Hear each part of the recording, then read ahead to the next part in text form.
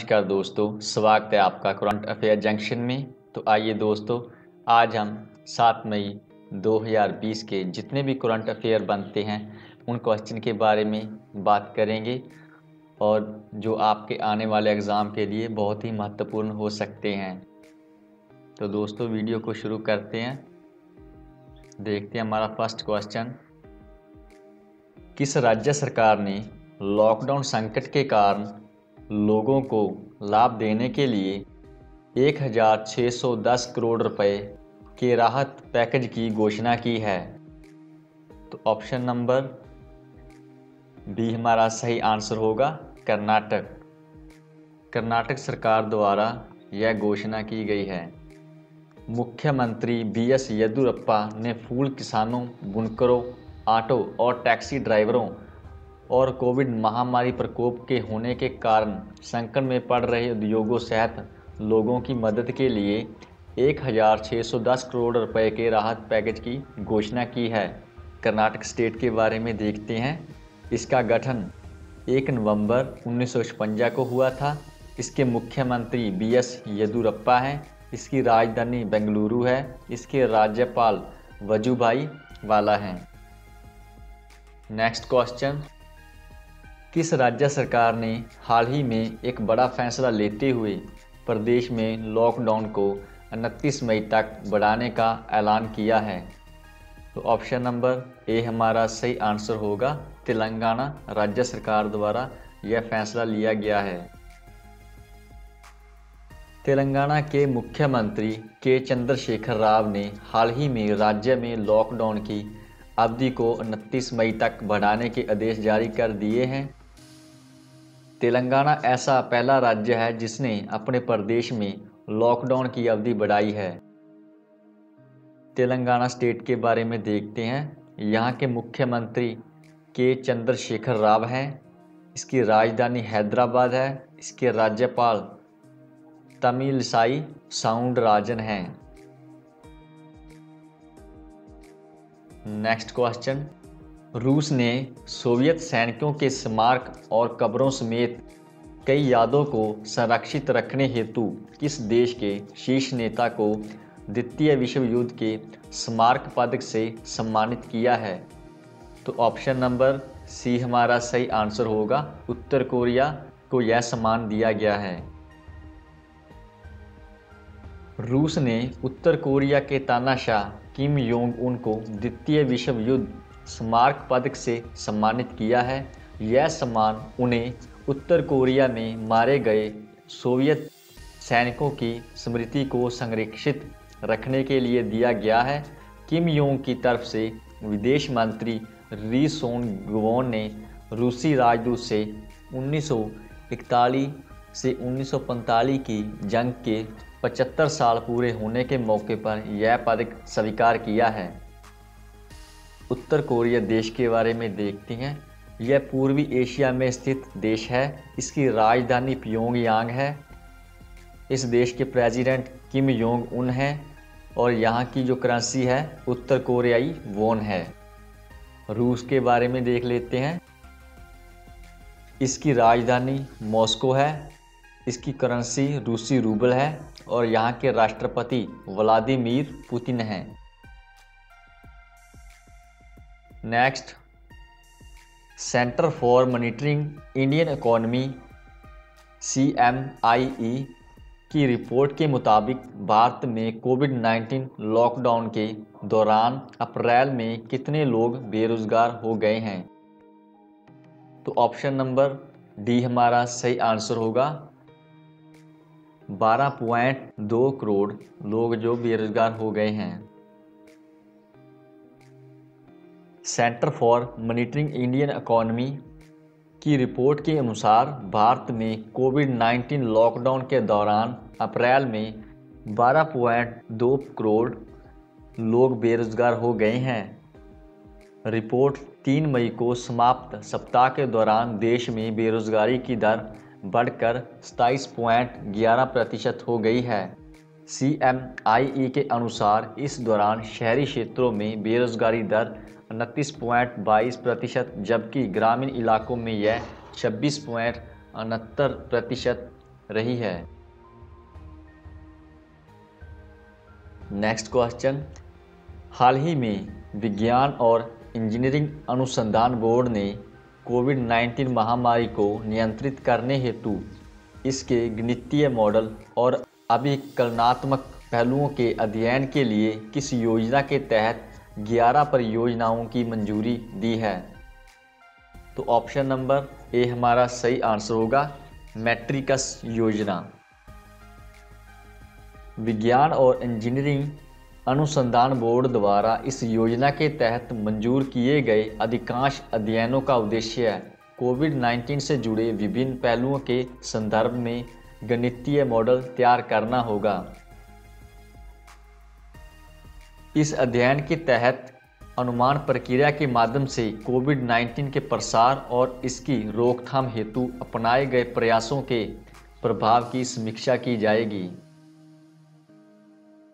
Next, किस IIT के professor Saurabh Lodha को विज्ञान और प्रौद्योगिकी विभाग द्वारा स्थापित नैनो विज्ञान और प्रौद्योगिकी 2020 में युवा कैरियर पुरस्कार प्रदान किया गया है?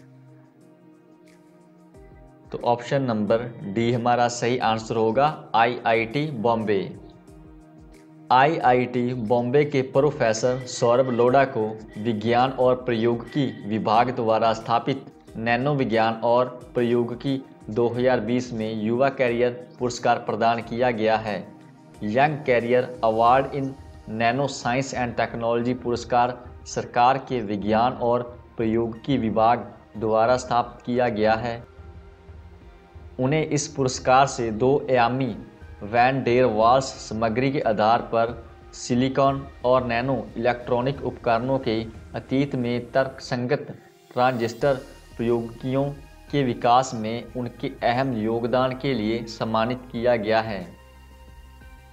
नेक्स्ट क्वेश्चन, निम्न में से किस राज्य ने राज्य में कोविड-19 रोगियों के इलाज के लिए औपचारिक रूप से प्लाज्मा थेरेपी शुरू की है? ऑप्शन नंबर सी हमारा सही आंसर होगा, राजस्थान राज्य सरकार द्वारा यह घोषणा की गई है। राज्य के स्वास्थ्य मंत्री रघु शर्मा ने वीडियो कॉन्फ्रेंसिंग के माध्यम से शहर के सवाई मानसिंह मेडिकल कॉलेज में प्लाज्मा थेरेपी के साथ कोविड-19 उपचार की औपचारिक शुरुआत की है। एसएमएस मेडिकल कॉलेज ने इस चिकित्सा के साथ 20 गंभीर रोगियों के इलाज के लिए भारतीय चिकित्सा अनुसंधान परिषद ICMR से अनुमति ली है। राजस्थान स्टेट के बारे में देखते हैं। इसकी राजधानी जयपुर है। इसका गठन 30 मार्च 1949 को किया गया था। इसके राज्यपाल कलराज मिश्र हैं। उसके मुख्यमंत्री अशोक गहलोत हैं। नेक्स्ट, दिल्ली में संसद की लोक लेखा समिति के अध्यक्ष के रूप में किसने कार्यभार संभाला है? तो ऑप्शन नंबर ए हमारा सही आंसर होगा, अधीर रंजन चौधरी। कोविड-19 लॉकडाउन के बीच 6 मई को दिल्ली में कांग्रेस नेता अधीर रंजन चौधरी ने संसद की लोक लेखा समिति PAC के अध्यक्ष के रूप में कार्यभार संभाला है। उन्हें 1 मई 2020 से शुरू होने वाले कार्यकाल के लिए समिति का अध्यक्ष नियुक्त किया गया है और वह 30 अप्रैल 2021 तक इस पद पर बने रहेंगे। नेक्स्ट, किस राज्य सरकार ने निगाह योजना शुरू की है?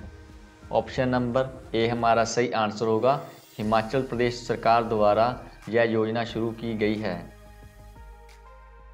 हिमाचल प्रदेश राज्य सरकार अन्य राज्यों से आने वाले लोगों के परिवार के सदस्यों को उचित रूप से संवेदनशील बनाने और शिक्षित करने के लिए निगाह योजना शुरू की है ताकि सामाजिक रूप से प्रभावी बनाए रखा जा सके। यह घोषणा मुख्यमंत्री जयराम ठाकुर ने की है।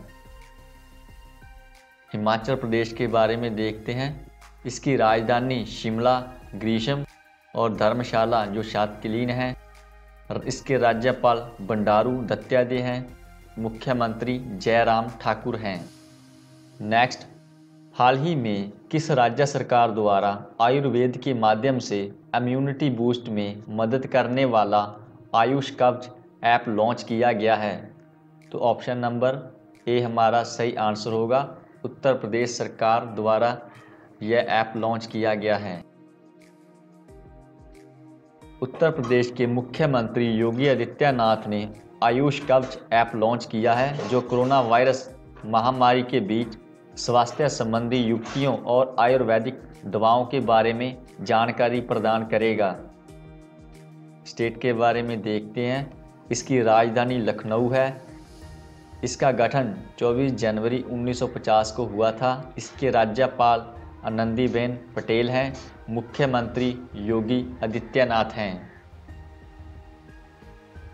नेक्स्ट, हाल ही में भारत सरकार ने आर्थिक मामलों के विभाग के किस सचिव को भारतीय रिजर्व बैंक के केंद्रीय बोर्ड में निदेशक के रूप में नियुक्त किया है? तो ऑप्शन नंबर डी हमारा सही आंसर होगा, तरुण बजाज। भारत सरकार ने आर्थिक मामलों के विभाग के सचिव तरुण बजाज को भारतीय रिजर्व बैंक के केंद्रीय बोर्ड में निदेशक के रूप में नामित किया है। बजाज का नामांकन 5 मई 2020 से प्रभावी होगा। तरुण बजाज 1988 बैच के हरियाणा कैडर के IAS अधिकारी हैं। उन्होंने प्रधानमंत्री कार्यालय में अतिरिक्त सचिव के रूप में कार्य किया है। हाल ही में किस देश ने अपने सबसे बड़े वाहक रॉकेट लॉन्ग मार्च 5B को दक्षिणी द्वीप प्रांत हैनॉन के वेचंग स्पेस लॉन्च सेंटर से सफलतापूर्वक लॉन्च किया है? तो ऑप्शन नंबर ए हमारा सही आंसर होगा। यह रॉकेट चीन देश द्वारा सफलतापूर्वक लॉन्च किया गया है। यह लॉन्ग मार्च 5B द्वारा किया गया पहला मिशन था, जो एक नई पीढ़ी के अंतरिक्ष यान को लेकर गया। इससे चीन के मानव युक्त अंतरिक्ष कार्यक्रम के तीसरे चरण का उद्घाटन हुआ है। अंतरिक्ष यान एक दिन अंतरिक्ष यात्रियों को एक अंतरिक्ष स्टेशन पर ले जाएगा, जो चीन 2022 तक और अंत में चंद्रमा को पूरा करने की योजना बना रहा है। चीन देश के बारे में देखते हैं। इसकी राजधानी बीजिंग है। इसकी करेंसी रेनबिंबी है और यहाँ के राष्ट्रपति शी जिनपिंग हैं। नेक्स्ट, राष्ट्रीय नर्स दिवस किस दिन मनाया जाता है? तो ऑप्शन नंबर डी हमारा सही आंसर होगा, 6 मई। यह दिवस फ्लोरेंस नाइटिंगेल के जन्मदिन पर मनाया जाता है। पहली बार अक्टूबर 1954 में अमेरिका में क्रीमिया में नाइटिंगेल के अग्रणी कार्य की 100वीं वर्षगांठ के रूप में यह पहली बार मनाया गया था। नेक्स्ट, अमेरिकी राष्ट्रपति डोनाल्ड ट्रंप ने OECD आर्थिक सहयोग और विकास संगठन के लिए किस भारतीय अमेरिकी राजनयिक को अपना दूत नियुक्त किया है? तो ऑप्शन नंबर ए हमारा सही आंसर होगा, मनीषा सिंह। मनीषा सिंह आर्थिक और व्यावसायिक मामलों की राज्य सचिव थी। अब वह OECD में अमेरिकी प्रतिनिधि के रूप में कार्य करेगी। हाल ही में राष्ट्रपति ट्रंप ने भारतीय अमेरिकी अशोक माइकल पिंटो को IBRD अंतर्राष्ट्रीय पुनर्निर्माण और विकास बैंक के अमेरिकी प्रतिनिधि के रूप में नियुक्त किया था। IBRD और इंटरनेशनल डेवलपमेंट एसोसिएशन दोनों विश्व बैंक का गठन करते हैं। इनके अलावा अन्य 3 महत्वपूर्ण सदस्य संस्थान अंतर्राष्ट्रीय वित्त निगम IFC, निवेश विवादों के निपटान के लिए अंतर्राष्ट्रीय केंद्र और बहुपक्षीय निवेश गारंटी एजेंसी भी इसके संस्थान हैं। OECD के बारे में देखते हैं। यह आर्थिक सहयोग और विकास संगठन 37 सदस्य देशों के साथ एक अंतर सरकारी आर्थिक संगठन है, जिसकी स्थापना 1961 में आर्थिक प्रगति और विश्व व्यापार को प्रोत्साहित करने के लिए की गई थी। इसका मुख्यालय पेरिस, फ्रांस में है। इसकी स्थापना 30 सितंबर 1961 को हुई थी। थैंक यू दोस्तों, वीडियो को अंत तक देखने के लिए बहुत बहुत धन्यवाद। Good bye.